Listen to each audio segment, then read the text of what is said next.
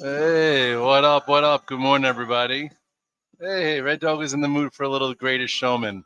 I'm not a showman at all. I'm just sitting here in my Russian banya after doing my sauna, my ice barrel, trying, have us approached each and every day. My name is Scott Redler. I'm the Chief Strategic Officer of TV Live.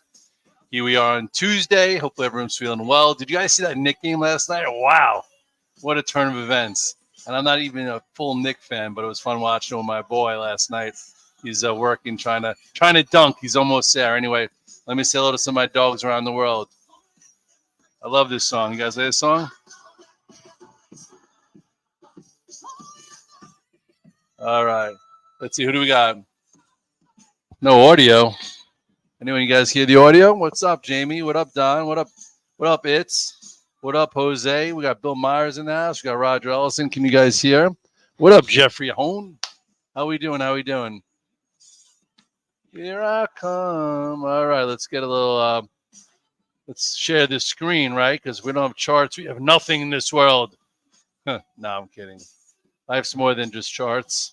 Life's more than just X and O's and red and green days. And I see you say that all the time. I'm like, if you wear your P&L on your sleeve when you go home, and you bring it to your wife or your husband or your dog, shake it off. It's just a day.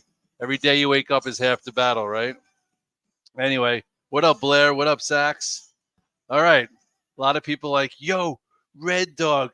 When you bought your wife's Blood in the Street account on Friday, I also put half of my IRA to work. I put a third of my swing account to work. I'm like, well, listen, my wife's swing account's different.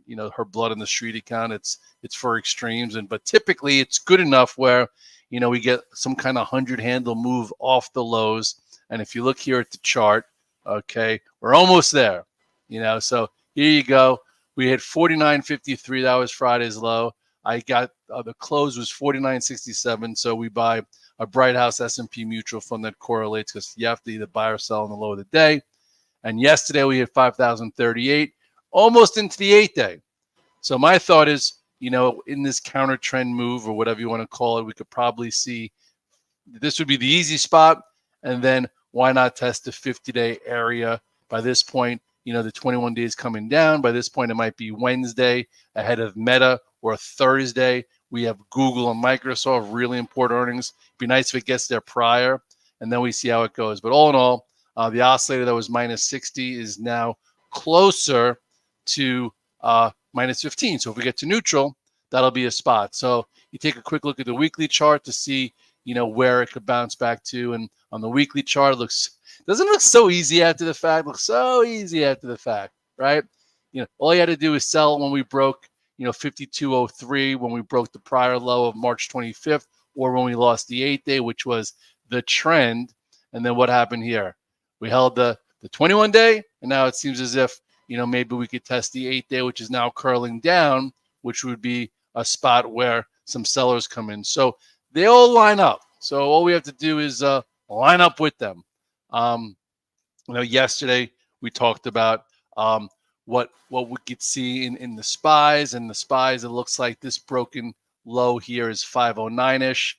The 8-day is about 506-ish. If you go to the daily chart, those on the alpha team who were positioning with me did really well yesterday into the close. When I bought my wife's on the street Blood in the Street account, I also was buying the 499 calls. We were at 495. Said we could probably see 504, 506-ish, and we went to 502. So what did Red Dog do? I sold some 499s into the strength, and then on the pullback into the close, I bought the 502s to have less equity out there. Hey, and here we are working pretty well. I kind of think the Qs are going to play a little bit of catch up today. If I were a betting man, which I never bet, high probabilities, that's it. We don't bet overs or unders. But anyway, I would think that the Qs, which I am long also besides the SPY calls, has some room towards the 8-day, which now is closer to, actually this is 426. So here's your spot. I think we do take back the 100-day. We get above 421.18, and we could see probably 424-ish before some sellers come back in. So that's how tactically you can make money.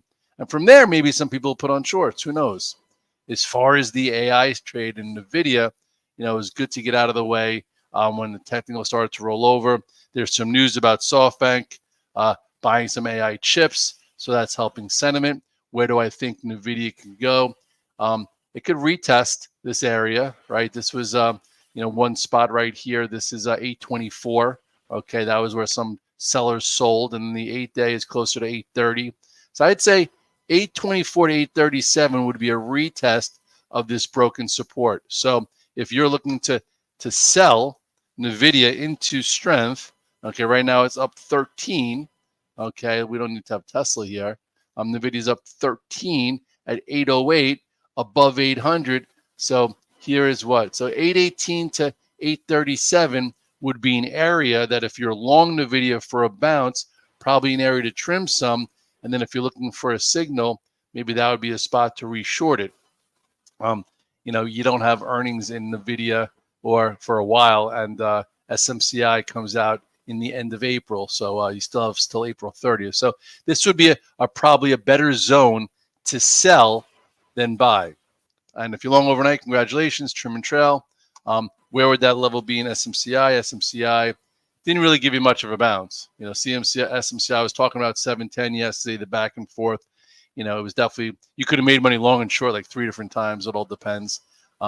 This spot right here, what were we saying? This spot is 772. This is 812. So this zone right here is still a spot where if it wants to, bounce ahead of earnings, you'll probably get into this area. By the time the 8-day rolls down, that'll be some resistance. And then this is really big. So we'll see. Right now, we're tactically trying to make money on bounces, this and that. Those of you who bought Goldman Sachs yesterday, remember I talked about the wedge pattern.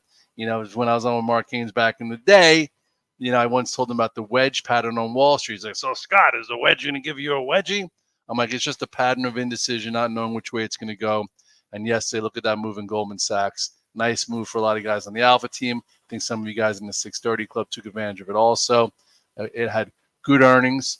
If you remember, we were long good options here, made good money.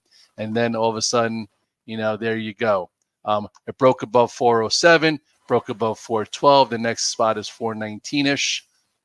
Morgan Stanley doesn't look horrible either. Not as strong, but broke above this 91.44.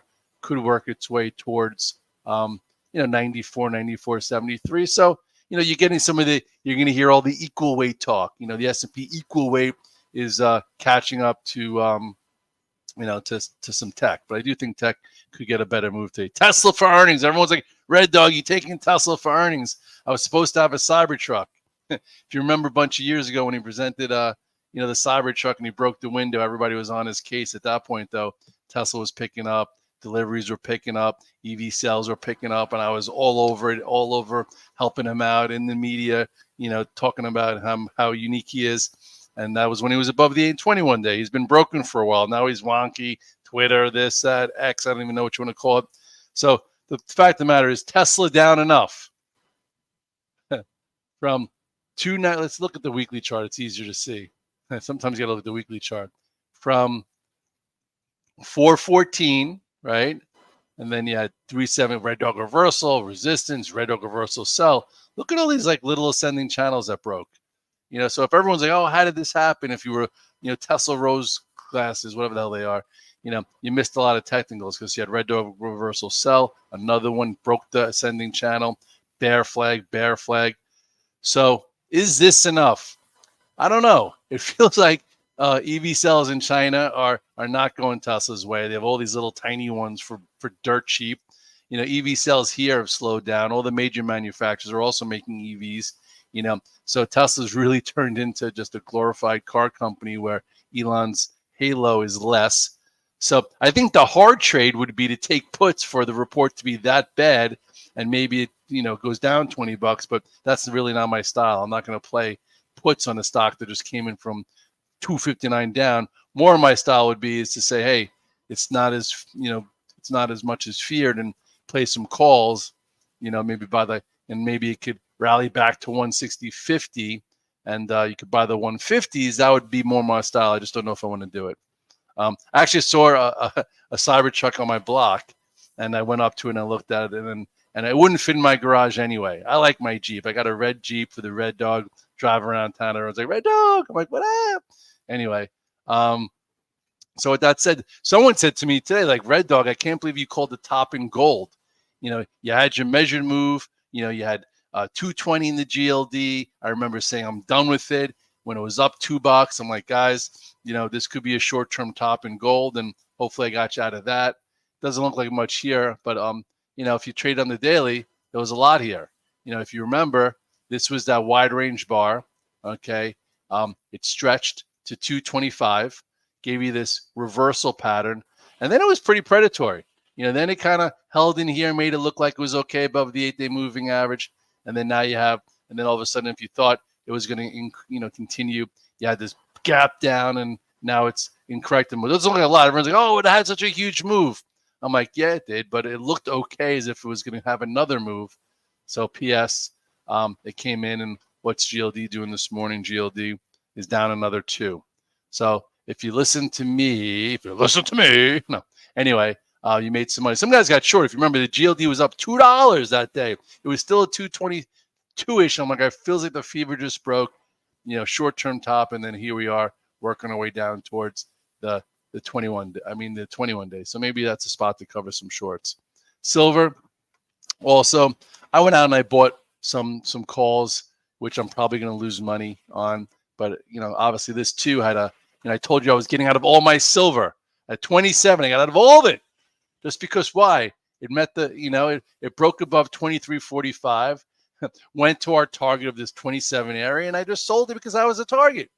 I didn't think we were going to, come in like this, but I guess, right around here could be a buy. If you think it's going to get above 27 or 28 in the summertime or whenever you think it's going to happen, into weakness, perhaps buy some options, because sometimes silver gets a little crazy. But if you remember, we did call it, said I'm out of it. I was out of it for the first time since right here. So, sometimes I guess it's good to be lucky or good or just, get to your areas. And then when your areas happen, don't listen to everybody else, manage your positions. Okay. Bitcoin. I do feel like Bitcoin, has another chance here. Might not do it in the next week or so, but it feels like Bitcoin is going to be heading towards, the upper end of this range again. If you could see more on the daily chart, this daily chart turned into a channel. I was playing for it to actually break above it, and it didn't happen. Right, right here looked as if Bitcoin was going to break above 71.5. That was when all the big institutions were able to start buying it on IBIT. Didn't happen. Thought that was a fake out. I was like, now it could happen again. I was buying options on BITO. Thought maybe it could happen again, and it didn't. And then it held the channel. And now, remember yesterday, I'm like, I think it could pause at 67-ish, which it did. And then you want to see if we have a shallow pull and there's a break above that. Then at some point, this whole big level gets taken out. It's just a matter of when. It's the billion-dollar question.